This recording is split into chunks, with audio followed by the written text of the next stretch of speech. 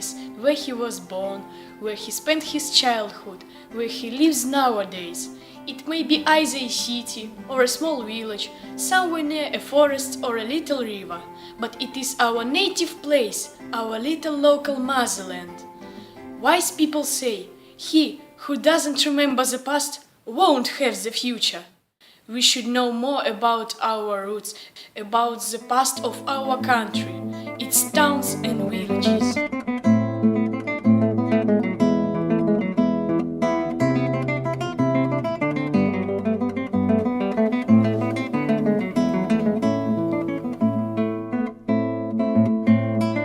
Was the first settler who called himself Mileshka. His name isn't lost in the midst of centuries. He was a Kazgaila, the knight of the Lithuanian Prince Elgert. He was a good knight, a devoted friend, and that's why the Lithuanian prince presented him with a party with his vast ship.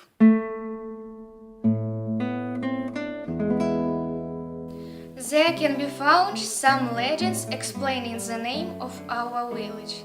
One of them was revealed reading the book which was written by Konrad Chernotsky in 1939. The book, The Mileshka's History, was published in Poland in 2008.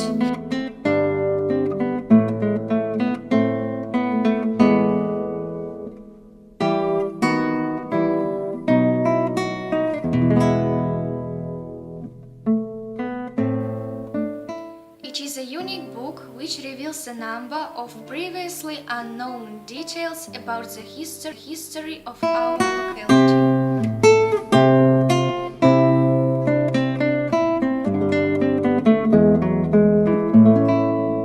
We've come across the most interesting and important facts in the book. It's mentioned that the first settler on the banks of the Grodno, the river running in our countryside, was a man named Devetkovich.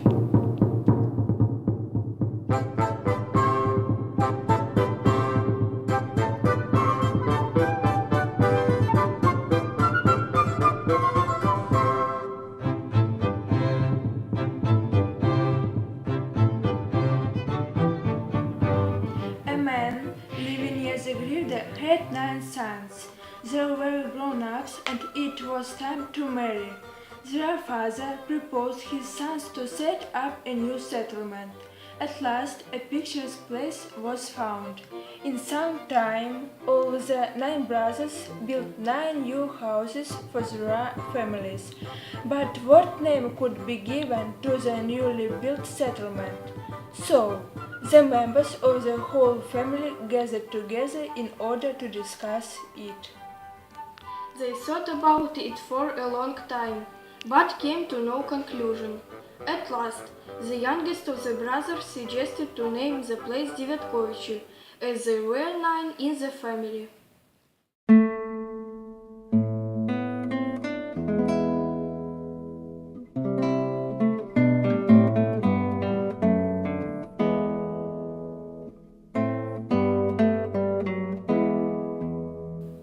In 1413, at Gorodel, the Lithuanian princes united with Polish magnates, who shared their coat of arms with 44 most famous families of the great Lithuanian principality. The Mileshka's coat of arms was called Grodno. In 1648, Theodora Mileshka got married Alexander Slizin, and Novodevatkovich was her dowry in that marriage. Thus, the Slizins had been the owners of the courtyard since 1648 until 1939. In the beginning of the 19th century, a new palace was built of stone and brick. Above the main entrance, numerous guests could see the family coat of arms called Svat, and there was a banner at the top of the palace tower when the owner was in. What a beautiful palace it was!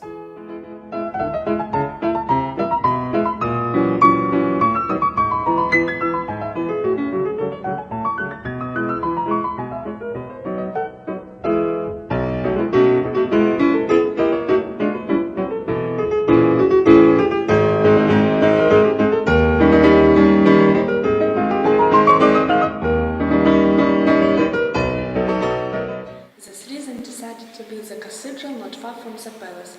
The construction of St. Paul's and St. Peter's Cathedral was finished in 1790. There is at the tomb at the backside of the cathedral with the name of Tadeusz Slizin, a monk dating 1790.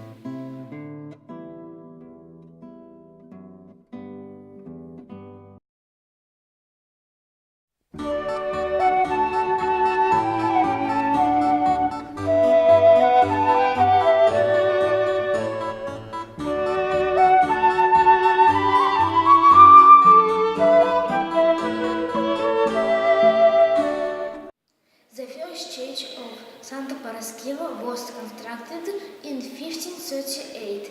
They say it is the most ancient church in Slovenian district. According to the archives, the church was built by the Maleshkas as their own and many of them were buried in it. The first church was completely destroyed by fire, but it was rebuilt. There are a lot of dramatic stories about the church.